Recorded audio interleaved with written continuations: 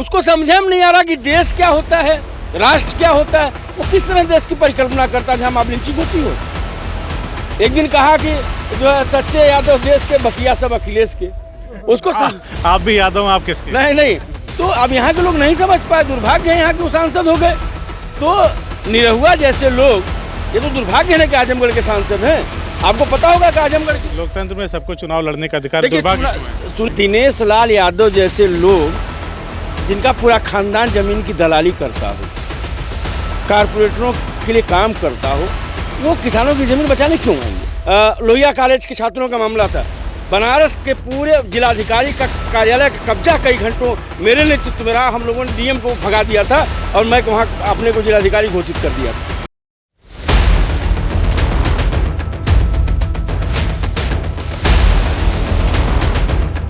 नमस्कार, बदलेगा भारत देख रहे हैं आप। इस वक्त आजमगढ़ जिले के जमुआ हरिराम में हैं और एक खिरिया वाली बाग है।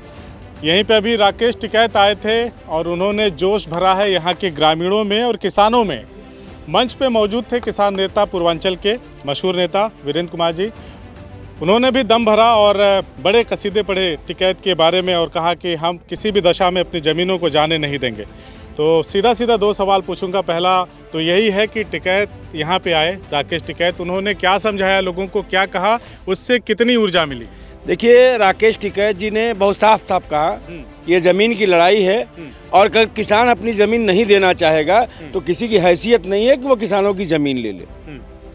भूमि अधिग्रहण कानून के जरिए जो लेने की कोशिश ये कर रहे हैं, ये गलत तरीके से किसानों की ज़मीन ले रहे हैं, जबकि ये संवैधानिक नहीं है। अगर एक किसान भी, टिकैत साहब ने कहा, अगर एक किसान भी अपनी ज़मीन नहीं देगा तो उसकी ज़मीन बचाने की लड़ाई लड़ी जाएगी और हम किसी भी हालत में ज़मीन उनको नहीं देंगे। उन्होंने बहुत साफ कहा कि अगर किसान अपने से ज़मीन देना चाहे मुझे कोई आपत्ति नहीं, लेकिन जबरिया कोई भी हुकूमत किसानों की ज़मीन नहीं छीन पाएगी। यही बात उन्होंने साफ कहा। फार्मूला भी बताया उन्होंने, फार्मूला बताया कि हम जो है आदिवासियों से सीखना चाहिए, जो तोप के आगे लेट करके, गाड़ियों के आगे लेट करके। और उन्होंने ये कहा कि अभी आंदोलन शुरू कहाँ हुआ हमारा, अभी तो आंदोलन बढ़ेगा, क्योंकि जैसे जैसे उत्पीड़न बढ़ेगा तो आंदोलन को भी बढ़ाना होगा, आंदोलन की ताकत को भी बढ़ानी होगी। और उन्होंने साफ संदेश दिया कि जो खिरिया का मैदान है, यहाँ के जो डीएम हैं उनको समझ में नहीं आता किस तरह की वो बात करते हैं कि हमने ये समझौता कर लिया, ये बात कर लिया, हम वार्ता करना चाहते हैं। डीएम और एसडीएम मुझे लगता है किसी वार्ता की स्थिति में नहीं है। वो नौकरी बचाने का काम करें, नौकरी कर रहे हैं, नौकरी करें। और दुर्भाग्य तो इस बात का है कि जिसका फरमान आता है वो भी नौकरी कर रहा है, वो अडानी अंबानी का नौकरी कर रहा है। तो यहाँ सवाल अडानी अंबानी का जो नौकर है वो इस देश का हुक्मरान है और इस देश की ज़मीन को अपने मालिकों को सौंपना चाहता है। राकेश टिकैत ने एक बात और कही कि जैसे जब अधिग्रहण की बात आती है किसी भी क्षेत्र में तो पहले गांव का प्रधान को तोड़ने की कोशिश होती है, उसकी प्रधानी से हटाया जाता है, कोटेदार को हटाया जाता है, इस तरह की भी उन्होंने बातें कही। उन्होंने कहा, लेकिन मैं जिस गाँव में हूँ, यहाँ के जो प्रधान हैं, प्रधान के प्रतिनिधि हैं, अभी हमारे छोटे भाई मनोज यादव जो वहाँ प्रतिनिधि हैं, पहले दिन से कह रहे हैं कि प्रधानी रहे चाहे भाड़ में जाए, हम अपनी ज़मीन नहीं देंगे। तो इतना मजबूत प्रधान इस इलाके का है, तो इससे बड़ी बात और क्या होगी कि जब प्रधान खुले सीना खोल के कह रहा है कि हम जो है ज़मीन नहीं देंगे, भले हमारी प्रधानी चली जाए, हमको थाने में बैठाना, हमको जेल भेज दें। तो इसी गांव का प्रधान मनोज यादव है जो इस बात का ऐलान कर रहा है। तो आज तो हमारा साथ प्रधान है, ग्राम पंचायत है, कोटेदार को की औकात कुछ नहीं होती। कोटेदार क्या हम राशन लेने नहीं जाएंगे एक महीना तो क्या करेगा, वो खुद रिजेक्ट हो जाएगा उसका लाइसेंस। चलिए एक चीज़ ये बताइए मुझे कि जैसे मान लीजिए तमाम लोग बाहर से किसान नेता आ रहे हैं और यहाँ पे संबोधित कर रहे हैं, लोगों को बता रहे हैं, समाज सेवी भी आ रहे हैं, राष्ट्रीय स्तर के लोग हैं, नेता हैं, जन आंदोलन के नेता हैं।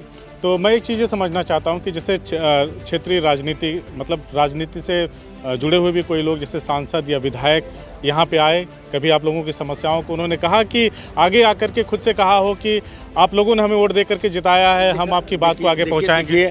आजमगढ़ की जो राजनीति दरअसल ये एक अलग तरह की राजनीति, यहाँ फॉर्चूनर वाली राजनीति का ट्रेंड है, आंदोलन की राजनीति का ट्रेंड नहीं है यहाँ। चूँकि ये समृद्ध इलाका था, कभी उत्पीड़न हुआ नहीं।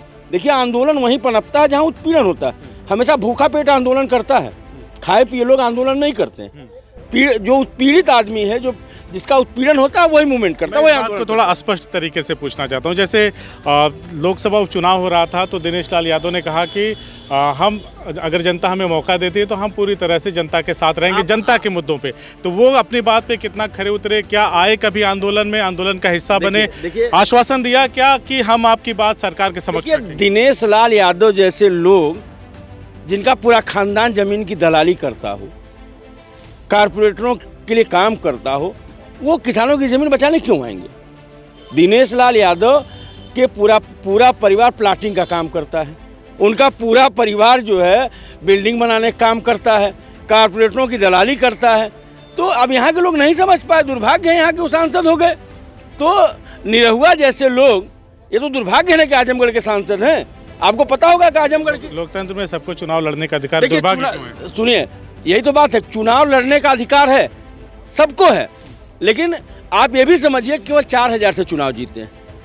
लगभग जो है 49% जनता उनके खिलाफ रही, फिर 49% जनता उनके खिलाफ। बात को सुनने कभी आए कि नहीं आए? देखिए, हम उम्मीद भी नहीं करते हैं और वो सुनने भी नहीं आएंगे। इसलिए नहीं आएंगे कि वो भी जब उनका मालिक ही अडानी और अंबानी की नौकरी कर रहा है तो बेचारे क्या औकात है? निरहुआ जैसे लोगों की औकात क्या है? नहीं, कोई मतलब नहीं है। वो तो एक तो बाजा बजाता है। एक दिन कहा कि जो है सच्चे यादव देश के, बकिया सब अखिलेश के। उसको आप भी यादव, आप किसके? नहीं, मैं जो है उसको समझे में नहीं आ रहा कि देश क्या होता है, राष्ट्र क्या होता है। वो किस तरह देश की परिकल्पना करता है जहाँ मॉब लिंचिंग होती हो, जहाँ नौजवानों को पीटा जाता हो, जहाँ जो है बच्चियों के साथ बलात्कार होता हो। हाथरस भूल गए हम लोग, जैसे हाथरस भूले हम। यहाँ जो है सोनभद्र में जो आदिवासियों की हत्या हुई 10 लोगों की, उसको हम भूल जाएं।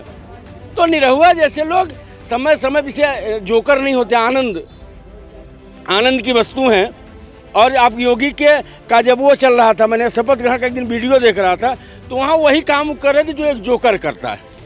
तो उनकी भूमिका एक जोकर से ज़्यादा कुछ नहीं है। गांव में जोकर आने भी लोग जुटते हैं, और वो जिस तरह की फिल्में करते हैं, मुझे लगता है वह भी वो जोकर वाला जैसे पहले। मूल मुद्दे पे लौटते हैं। राकेश टिकैत के आने से मजबूती मिली है। देखिए, राकेश टिकैत साहब के आने से यह आंदोलन बहुत मजबूत हुआ है। और मैं जनता की ताकत ये बात कहना चाहता हूँ कि जिला प्रशासन या उत्तर प्रदेश की हैसियत नहीं है कि वो किसानों की 1 इंच जमीन भी यहाँ ले सके।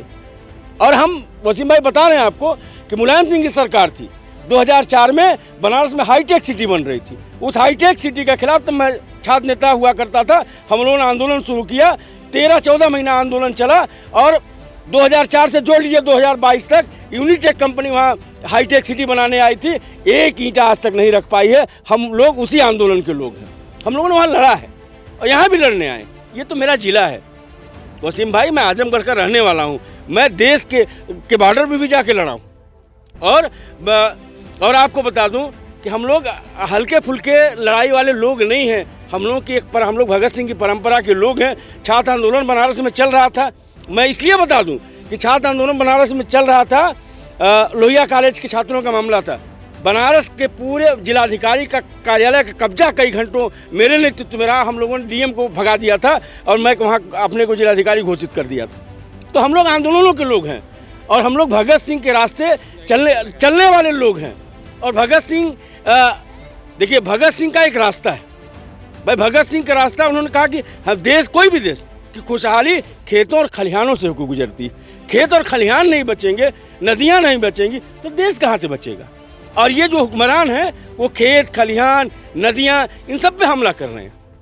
चलिए वीरेंद्र जी, हमसे बातचीत करने के लिए आपका बहुत बहुत शुक्रिया। धन्यवाद।